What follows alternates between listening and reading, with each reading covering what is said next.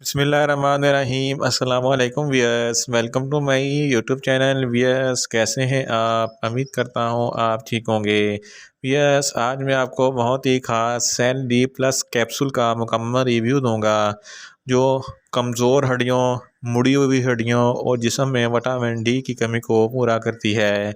Cell D plus capsule को किन condition में इस्तेमाल किया जाता है, इसके फ़ायदे और नुकसानात क्या हैं, इसके कॉन्ट्राइंडिकेशन क्या हैं, ये सब कुछ मैं आपको वीडियो में बताऊंगा। भैया, सबसे पहले मेरी आपसे रिक्वेस्ट है, मेरा चैनल मेडिकोज इन्फो सब्सक्राइब करें। भैया, बात करते हैं सेल डी प्लस कैप्सूल की पैकेजिंग की, तो इसके एक पैक में 2 कैप्सूल होते हैं और इसकी कीमत 500 रुपये है। ये किसी भी मेडिकल स्टोर और फार्मेसी स्टोर से आसानी से मिल जाती है। वियर्स, अब बात करते हैं सेल डी प्लस कैप्सूल की फार्मूलेशन की, तो इसकी फार्मूलेशन में विटामिन D3 होता है और इसमें 2 लाख इंटरनेशनल यूनिट होता है।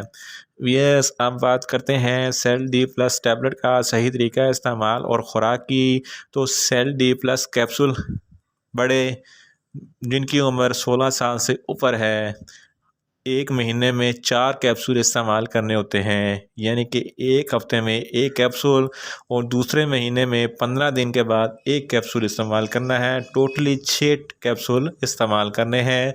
6 कैप्सूल से ज़्यादा हरगिज़ इस्तेमाल नहीं करने। और छोटे बच्चे महीने में 1 कैप्सूल 1 मरतबा इस्तेमाल करना है और 2 कैप्सूल से हरगिज़ ज़्यादा इस्तेमाल नहीं करना है, या आप अपनी कंडीशन या डॉक्टर की हदायत के मुताबिक भी इस्तेमाल कर सकते हैं। यस, अब बात करते हैं सेल डी प्लस कैप्सूल को किन कंडीशन में इस्तेमाल किया जाता है और इसके फ़ायदे क्या हैं। सेल D plus capsule vitamin D3 का कैप्सूल है जो जिस्म में विटामिन D3 की कमी को पूरा करते हैं। अगर ये हड्डियों की बीमारियों के लिए बहुत ही मुफीद है। हड्डियों की एक बीमारी ऑस्टियोप्रोसिस है। ऑस्टियोप्रोसिस एक ऐसी बीमारी है जिसकी वजह से हड्डियों में सुराख हो जाते हैं और हड्डियां खोखली हो जाती हैं, जिनकी वजह से आसानी से टूट जाती हैं। इस कंडीशन में सेल डी प्लस कैप्सूल बहुत ही मुफीद है। इसके अलावा एक बीमारी ऑस्टियोमलेशिया है। ऑस्टियोमलेशिया में हड्डियां बहुत नरम हो जाती हैं और नरम होने की वजह से टेढ़ी भी हो जाती हैं और आसानी से फ्रैक्चर हो जाती हैं। इस कंडीशन में भी सेल डी प्लस कैप्सूल बहुत ही मुफीद है। इसके अलावा एक बीमारी रिकेट्स है। रिकेट्स भी हड्डियों की बीमारी है जो छोटे बच्चों में होती है और बच्चों की हड्डियां बहुत नरम हो जाती हैं, कमज़ोर हो जाती हैं और आसानी से फ्रैक्चर हो जाती हैं। इस कंडीशन में भी सेल डी प्लस कैप्सूल बहुत ही मुफीद है। इसके अलावा फाइब्रस डिस्पेप्सिया, ये भी एक हड्डियों की बीमारी है जिसकी वजह से हड्डियों के ऊपर एक टिश्यू होता है जो वक्त गुजरने के साथ साथ हड्डियों को कमज़ोर कर देता है और हड्डियां टेढ़ी हो जाती हैं। इस कंडीशन में भी सेल डी प्लस कैप्सूल बहुत ही मुफीद है। इसके अलावा ऑस्टियोजेनेसिस इम्परफेक्टा, ये भी एक हड्डियों की बीमारी है। इस बीमारी में भी हड्डियां कमज़ोर और लागर हो जाती हैं और आसानी से फ्रैक्चर हो जाती हैं और हड्डियां मुड़ जाती हैं, जिसकी इस कंडीशन में भी सेल डी प्लस कैप्सूल बहुत ही मुफीद है। इसके अलावा पेजेट डिजीज़ ऑफ बोन, ये भी एक हड्डी की बीमारी है जिसकी वजह से इसमें एक्स्ट्रा लार्ज हड्डी निकल आती है।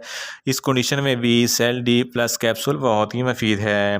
In short, cell D plus capsule हर किस्म की हड्डियों की बीमारी के लिए बहुत ही मुफीद कैप्सूल है। वियर्स, अब बात करते हैं सेल डी प्लस कैप्सूल के नुकसानात की, तो इसके इस्तेमाल से आपको नुकसानात भी हो सकते हैं, जैसा कि आपको न्यूज़िया हो सकता है, आपको वोमिटिंग हो सकती है, आपका मैदा अपसेट हो सकता है और आपको चक्कर आ सकते हैं। वियर्स, आप बात करते हैं सेल डी प्लस कैप्सूल के कॉन्ट्रा इंडिकेशन की, तो ऐसे अफराद जिनको सेल डी प्लस कैप्सूल के किसी भी अज्जा से कोई भी एलर्जी है, सेल डी प्लस कैप्सूल हरगिज़ इस्तेमाल ना करें।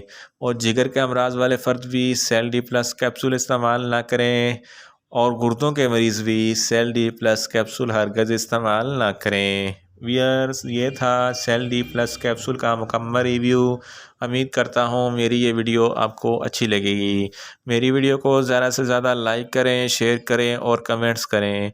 और मेडिसन के मतलब इन्फॉर्मेटिव वीडियो के लिए मेरा चैनल मेडिकोज इन्फो सब्सक्राइब करें और साथ में लगे बेल आइकन को लाजमी प्रेस करें ताकि मेरी हर नई वीडियो आप तक बर वक्त पहुँच सके। मिलते हैं एक नई इन्फॉर्मेटिव वीडियो के साथ। अल्लाह हाफिज़।